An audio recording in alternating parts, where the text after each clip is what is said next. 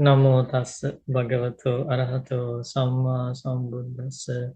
Homage to the Blessed One, the Worthy One, Supremely Enlightened Buddha. Sadhu, sadhu. Homage to my teacher, Lukaswami Maharaj. Sadhu, sadhu. So, dear Dhamma friends, when we practice Dhamma, we know that the main goal of the spiritual path is to be liberated. Right? Liberated from what? Huh? Correct. Liberating from suffering. Dukkha nirodha. Achieving the cessation of suffering. To achieve this cessation of suffering, to achieve this liberation, this freedom from suffering, Buddha teaches us that we should see things as they really are. We should abandon ignorance in life. Because we don't see things as they really are. Like things here means all the conditioned things. Especially the true nature of the eyes, ears, nose, tongue, body, and mind, the true nature of this entire life that consists of 5 groups of clinging called Panchupadana Khanda. You said it again? 5 groups of clinging. Upadana Khanda. Pancha means 5. Upadana means clinging. Khanda means groups. 5 groups of clinging or 5 aggregates of clinging. So that is another name for this life. So that means the body, the true nature of, we need to understand the true nature of this body, the physical element. Rupa Upadana Khanda. Yeah, Pali word. Rupa means this body.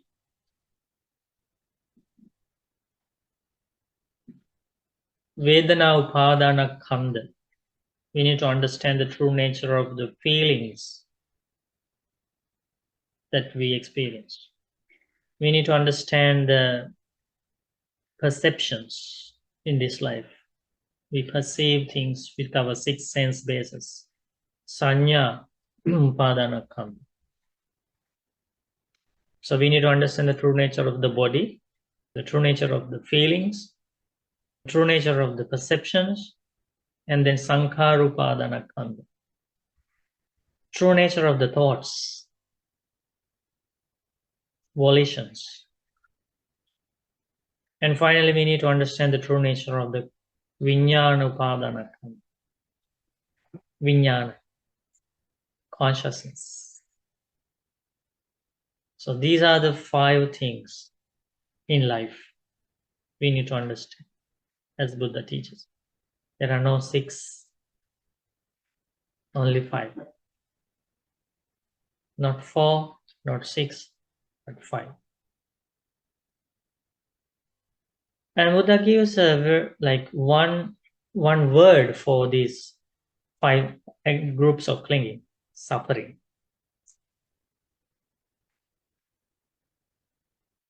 And as long as there is clinging, defilements, stains associated with these 5 groups of clinging, this individual, this being wanders on endlessly, experiencing repeated birth, repeated old age, repeated sickness, repeated death, repeated mental and physical suffering. That is the first noble truth of suffering. So when we try to understand these 4 noble truths, so we need to understand the suffering as it is. We need to understand the cause of suffering. We need to understand the end of suffering. And we need to understand the way leading to the end of suffering. These are the 4 noble truths. So some people ask, Why Buddha only teaches about suffering? No, the question is wrong. Buddha teaches about four things, not only about suffering. Buddha teaches about suffering, cause of suffering, end of suffering, and the way to end suffering. Right? But it's not happiness. You can say that. Right? Ending suffering means happiness, achieving happiness. Nibbanang paramang sukha. Yeah. Nirvana or nibbana or enlightenment is the best happiness. So that is the third noble truth. Buddha teaches about the best happiness in the world. So we learned about these 5 groups of clinging in terms of the Four Noble Truths. And now, one day Buddha taught Venerable Purna Thero, around Purna Thero, of course, before he attained the Arahantship, Buddha taught this Dhamma, beautiful Dhamma, because Bhante Purna went up to the Buddha and said to the Buddha, Bhante, it would be good if the Blessed One would teach me the Dhamma in brief, so that having heard the Dhamma from the Blessed One, I might dwell alone, withdrawn, diligent, ardent, and resolute. So Bhante wanted to practice the Dhamma seriously and needed an advice. And Buddha taught the Dhamma. Pun, there are forms, visual objects, cognizable by the eye, that are desirable, lovely, agreeable, pleasing, sensually enticing, tantalizing, with these qualities, right? If somebody seeks delight in them, welcomes them, and remains holding to them, delight arises in him. So in this case, delight means the cause of suffering.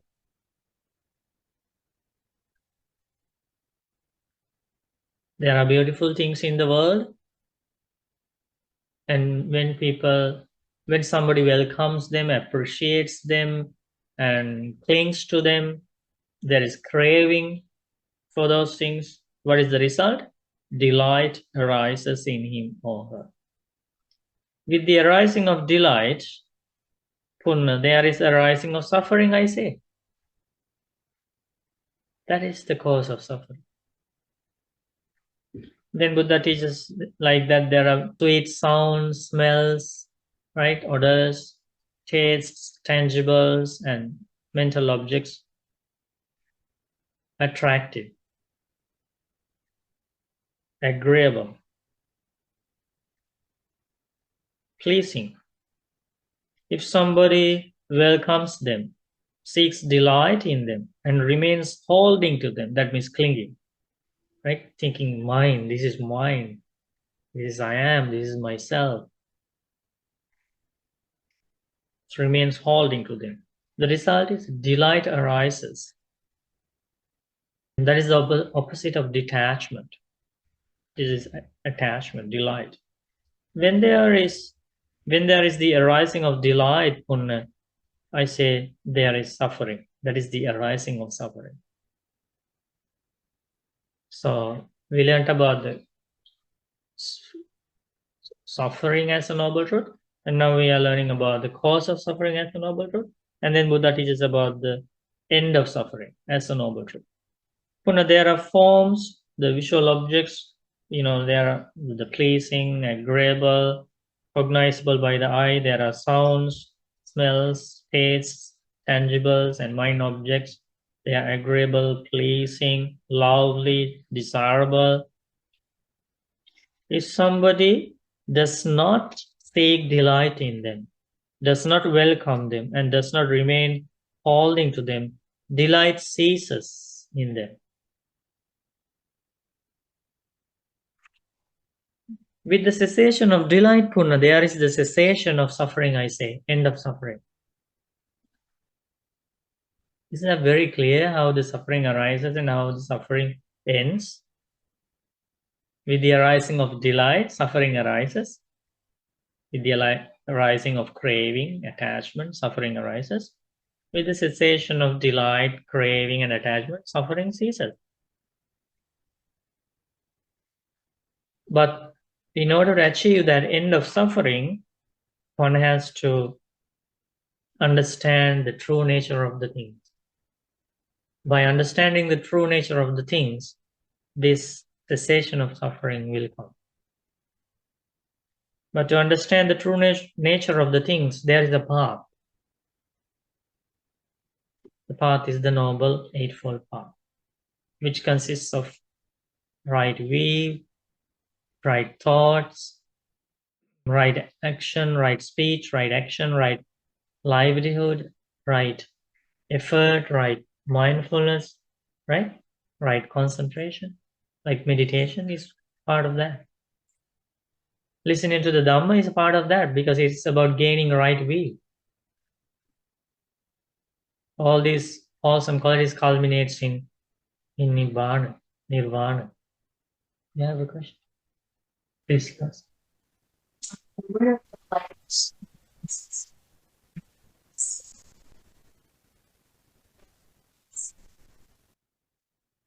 Good things. Appreciation of good things. So in this case, delight seeks delight in these things that leads to attachment. So that is a negative result.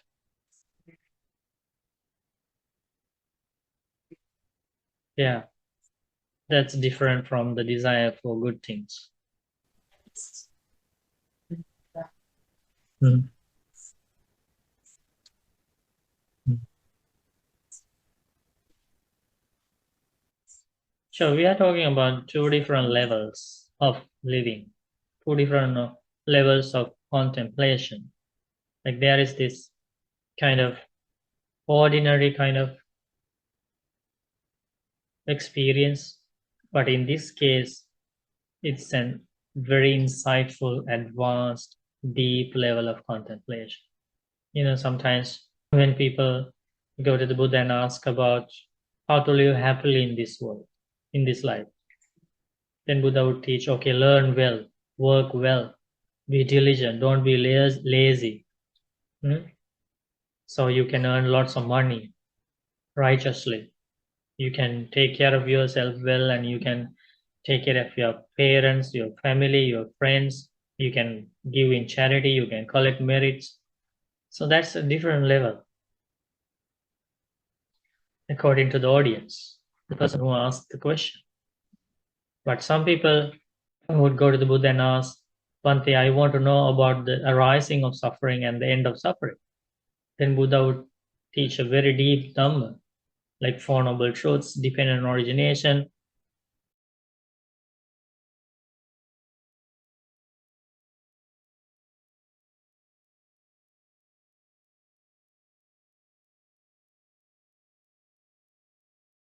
So based on the right view, that means right understanding about the Four Noble Truths that you gain from the association of spiritual friends and by listening to the pure Dhamma.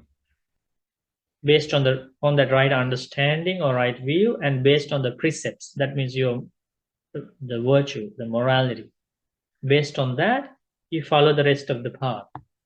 Practicing right effort, that means abandoning unwholesome qualities, developing wholesome qualities, practicing right mindfulness through meditation techniques taught by the Buddha, and then practicing unification of the mind, concentration. And that opens that realm, beautiful realm of seeing things as they really are. Because the mind is calm, peaceful, you have clarity in the mind, and that clear mind enables you to see things as they really are. Can you say anything about concentration in the mind? Because you don't speak that much. Mindfulness.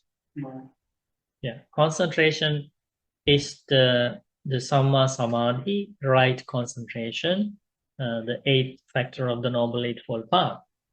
The concentration is a result of the right mindfulness, continuous practice of right mindfulness and right effort.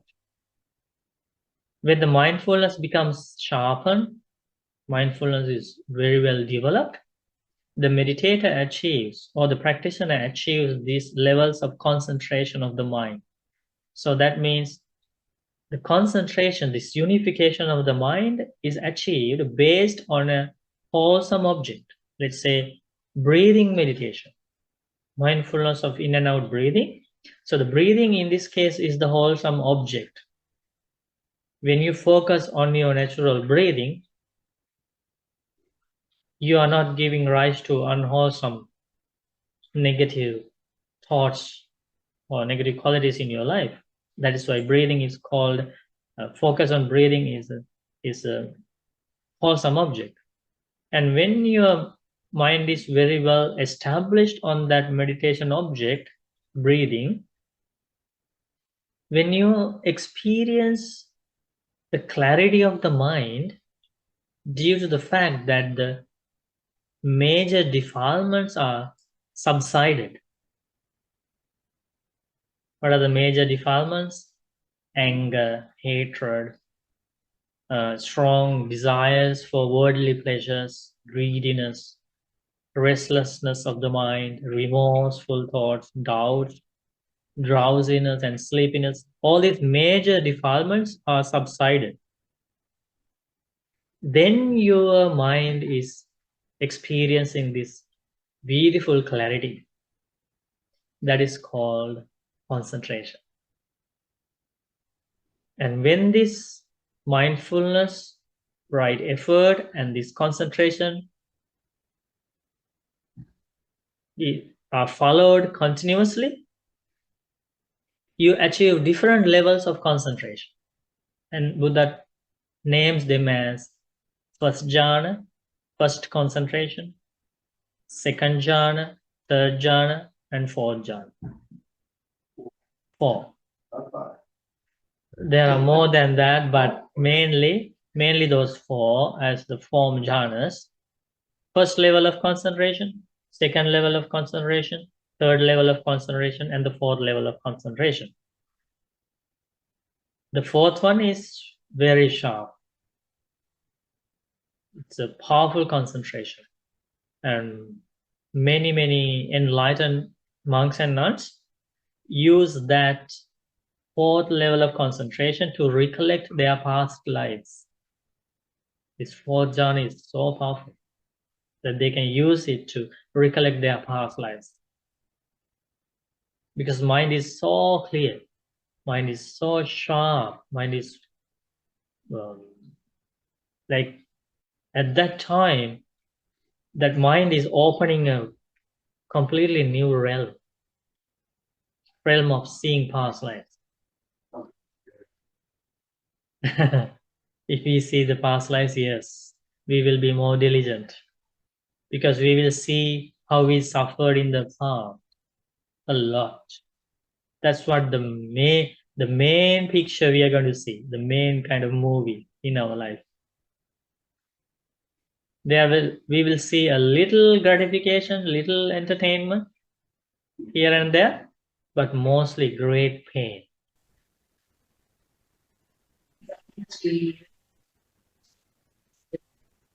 Yes, yes, absolutely. That is the reason.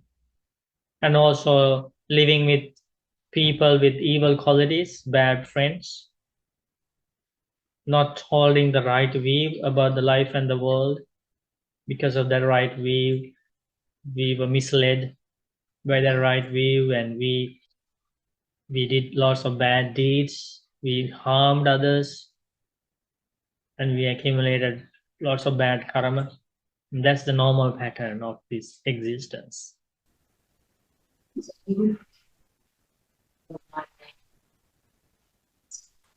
We wouldn't be.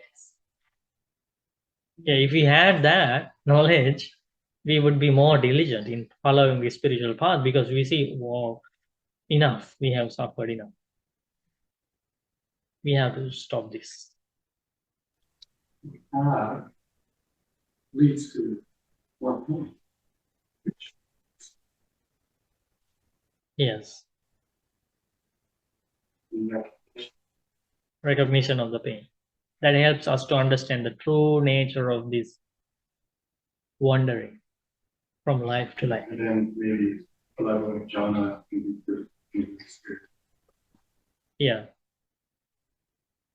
So, but because we cannot see that the true nature of our past lives, how we suffered in the past, because the ordinary people, they don't have jhanas, right? Don't have those advanced concentration levels.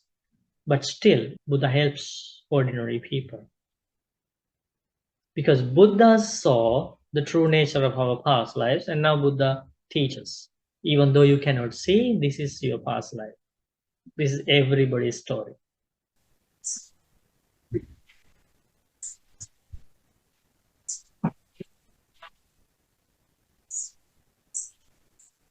Yeah.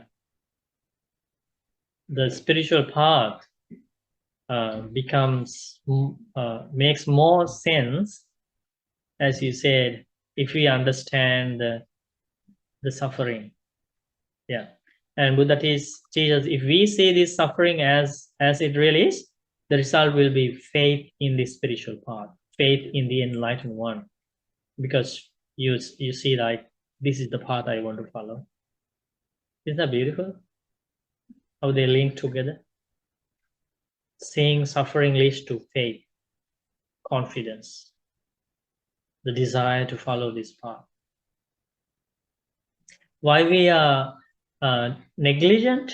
Why we don't take this path seriously? Because we don't contemplate on the true nature of our life. What is the true nature of life? We are in big danger. That is the true nature. Like how we suffered in the past, if we don't follow this spiritual path, we are going to suffer in the future. That is the danger.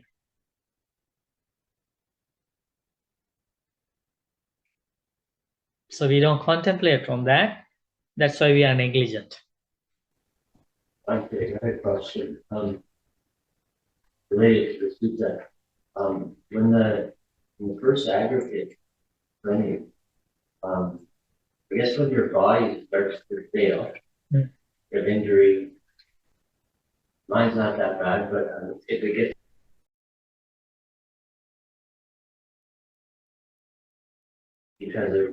because of their thyroid failing. And you want to know how to use this physical experience of physical pain to be diligent? Contemplate and permanent, how to contemplate, because the mindfulness lowers a little bit. So how to practice the path, and we try it on our own, but I want to see how to cultivate sharp mindfulness and the effort needed to cultivate towards nibbana. Yeah. When the body starts failing. Yeah. So we can discuss about two things here. Just by experiencing extreme pain, physical or mental pain, it is just that is not enough to achieve the results of the spiritual path without the help of these teachings. We understand that, right? Because some people think, okay, for example, they think when the Buddha teaches about encouraging about going to heaven after this life, and some people ask, oh, there is so much happiness, divine pleasures there. Wouldn't that be very difficult for somebody to understand this suffering, cause and suffering and all these things? Because there is always entertainment and happiness and all these things. Sounds more like Las Vegas. Yeah, that's why they ask. Does that mean that if you live in the midst of misery and pain, that you would achieve nibbana faster? Huh? No, that's not the reason. It's the wisdom that opens the path to nibbana. not the pain you experience, not the pleasure you experience. Even though you are a very, let's say, you are a very rich person, very wealthy person here, very famous person in the human world, or you are a powerful, beautiful god or goddess in heaven, or you are a less fortunate person experiencing lots of pain in life, doesn't matter. Wisdom is what you need. That is why Buddha became the teacher of gods and humans. Even those very powerful gods who experience amazing divine pleasures also came to the Buddha and learned the teachings and attained stages of enlightenment. That divine happiness didn't prevent them achieving stages of enlightenment because they achieved wisdom with the help of these teachings. That is why some lepers, some homeless people, some low caste people at that time in India came to the Buddha, listened to the teachings, and attained stages of enlightenment. Their poverty, their the material unfortune didn't prevent them achieving stages of enlightenment, right? So it's the wisdom because they developed wisdom. But how did that wisdom come? It came through the teachings of the Buddha by listening to the teachings. Otherwise, they will be still, they would have been still homeless or poor. But it has to be more than just listening to the teaching. Yeah, listening and practicing, learning and practicing, contemplation, practicing the Noble Eightfold Path. So that is the first thing we need to understand. It's just pain is not enough to attain realization.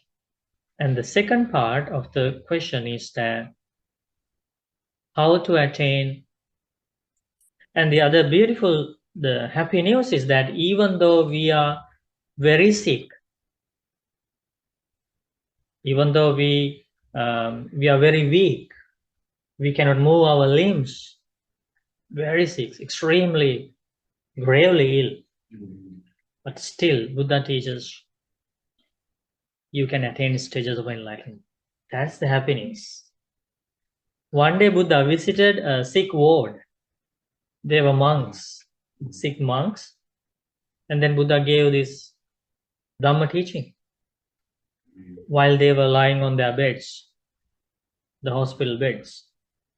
Buddha taught the Dhamma, saying, "O monks, even a sick monk contemplates on these 5 things, maybe at the last stage of their life, when they are dying, still these stages of enlightenment are possible."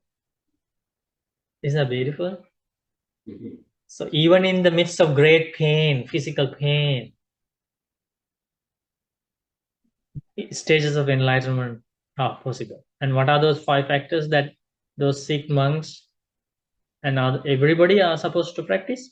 First one is Kaye Asubha Sanya. Kaye Asubha Sanya. Asubha. Asubha means contemplating the impurities of this body. How this body is made up of all these impure parts. The true nature. See, now we are going back to seeing the true nature of the body. We discussed that in the beginning. Now we are talking about it again. This is the path to liberation. And then the second one is Ahare Patikkula Sanya. Ahare Patikkula Sanya means contemplating the impure nature of food we take. Yeah. Because the craving for food leads to suffering. Craving for food leads to clinging. Craving for food prevents us from achieving Nibbana. That's an obstacle. In order to overcome that, we need to practice detachment for food and drinks we take. That doesn't mean avoiding eating delicious food. That's not the case. It's the using wisdom while eating delicious food. Remember? It's not avoiding divine pleasures. It's not about avoiding money. It's about using wisdom while using delicious food, while using great wealth, while experiencing divine pleasures. It's about using wisdom. No harm. If you think, okay, it's the problem of eating delicious food, then you think if you stop eating fully, you attain Nibbana? No. It's about using wisdom. And the third one, Buddha teaches, Sabba Sankharesu Anicca Sanya. Sabba Sankharesu Anicca Sanya. Sanya means contemplation, perception, kind of meditation, developing that meditation of Sabba means all. Sankhara means conditioned things. Anicca means impermanence. Contemplating the impermanence of all conditioned things. No. Sanya. Anicca Sanya. Yeah. Meditation on impermanence. So all conditioned things here means the impermanence, seeing the impermanence of eye, ear, nose, tongue, body, and mind, and those 5 groups of clinging, all the conditioned things. And then the next one is Sabba Loke Anabhirata Sanya. Beautiful, right? Sabba Loke Anabhirata Sanya. Sabba means all, Loke means world, Anabhirata means distaste. Development of the perception of the distaste for the entire world. That's a powerful one. That's a powerful one. It's a painful one. No, this is a beautiful one. No. Painful. Yeah, because now some people think, okay, this life is painful, but maybe there is some other world that I can live forever, no suffering. If you develop this contemplation, you will understand every existence is impermanent, subject to change, it's not going to last. And then you develop this state towards any existence. That's a good one. That's a good feeling. That leads to detachment. Otherwise, attachment. Otherwise, you think, I want to be reborn there and experience all these beautiful things. And that leads to attachment. But now you develop this perception of distaste, distaste. So you are not enchanted by any existence. You don't find entertainment in any existence because you think every existence is painful, miserable, not going to last. What's the point of being reborn in any realm? That's the correct perception we need. That's a happy. Yeah, that's a happy one. Detachment is a happy one because it eventually leads to the detachment, complete detachment from entire existence, and that full detachment towards entire existence is, of course, the best happiness, Nibbana. If we think, no, there are maybe some other realms where you can live forever, achieve extreme happiness, that leads to attachment. That means you want to use your 6 senses somewhere else to entertain. That's the meaning of living forever. Yeah, the experience of distaste. Not experiencing distaste, developing the perception of distastes. So that's Sabbaloke Anibara Sanya. Now we learned about 4. The last one is Marana Sati. Marana Sati. Marana Sati means developing the mindfulness of death. Huh? I knew you were gonna say that. Mindfulness of death means there's a broad meaning to that. It's not thinking about I am going to die, I am going to die. It's not about it. Mindfulness of death, practicing mindfulness of death means a very wholesome, positive, powerful, beneficial meditation. If you understand the meaning of it, Buddha explains the meaning that when we think that I am not going to live forever here, I am not going to be permanent, I have a temporary life here, so then you want to use this temporary short life to do the good. And that contemplation helps you to think that, I don't need to fight with others. I don't need to hate others. Everybody lives for a very short time. I don't need to waste this life hating others, killing others, harming others. I should use this short time to do good things. That is the purpose of practicing mindfulness of death. Not to have a worried face, sad face thinking, oh, I'm going to die. No, that's not the result. Result is positive, happy, and beautiful result. You got it? Okay. So Buddha taught those if even a sick monk or any sick person practices those 5 qualities, they will attain stages of enlightenment very quickly. On those 5 things, contemplations. Yeah.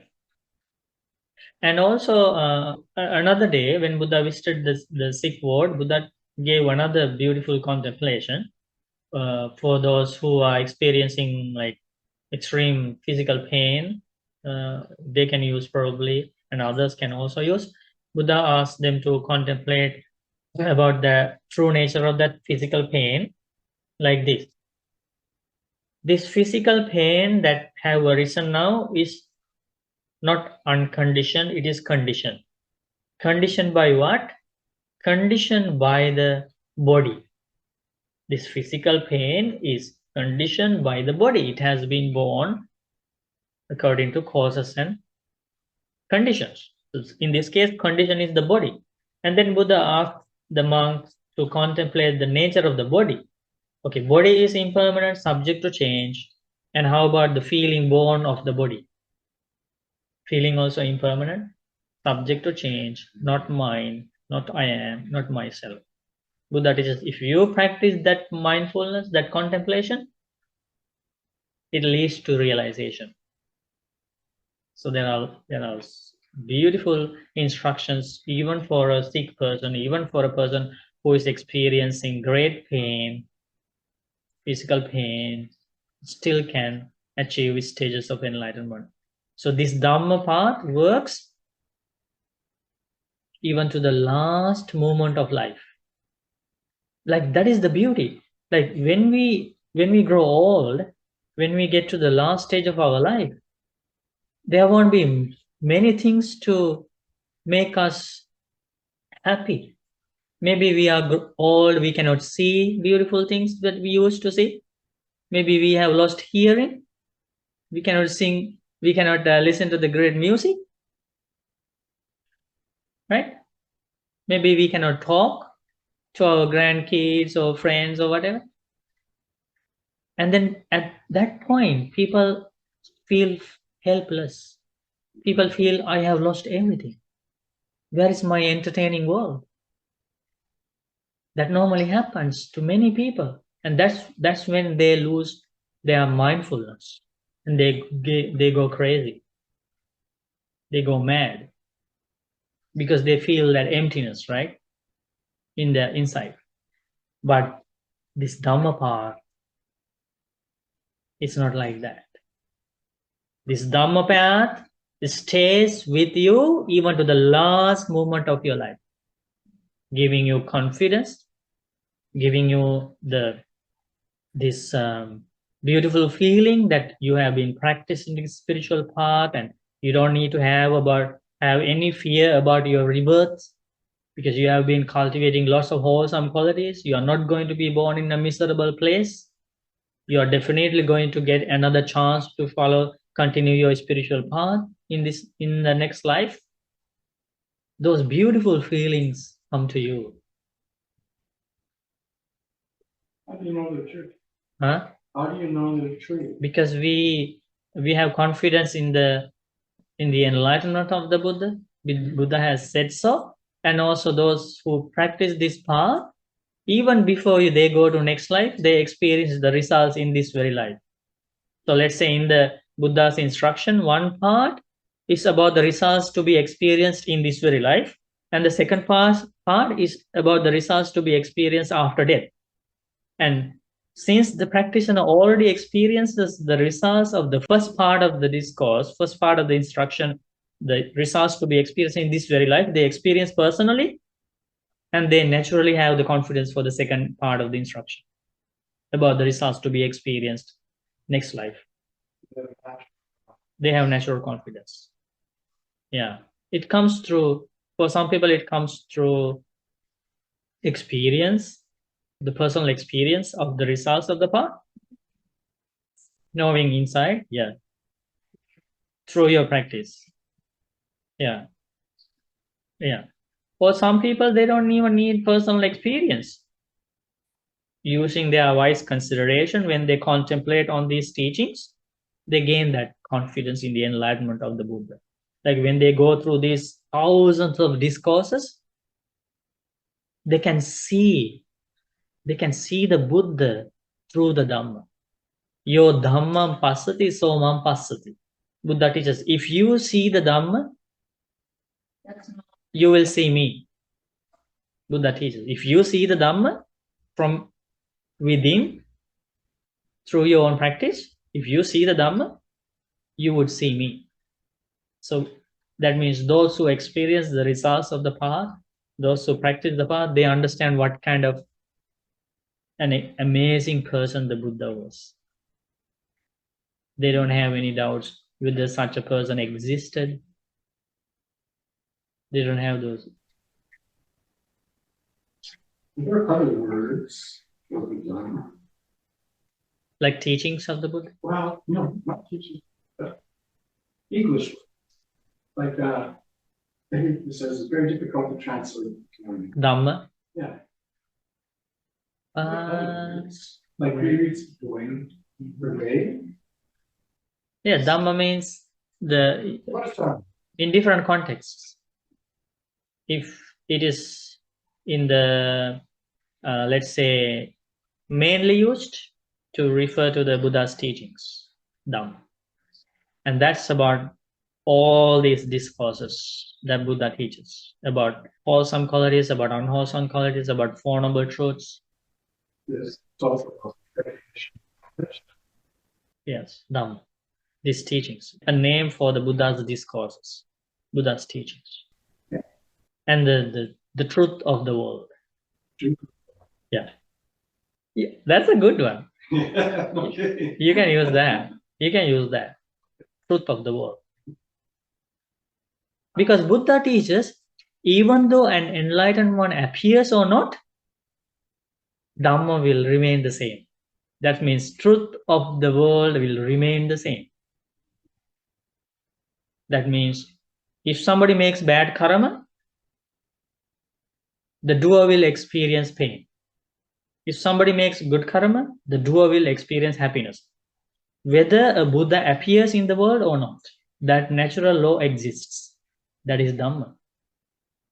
Isn't that beautiful? I also think it's love. That's how I believe that I see it. Mm-hmm. The truth of the world is true. It's part of it.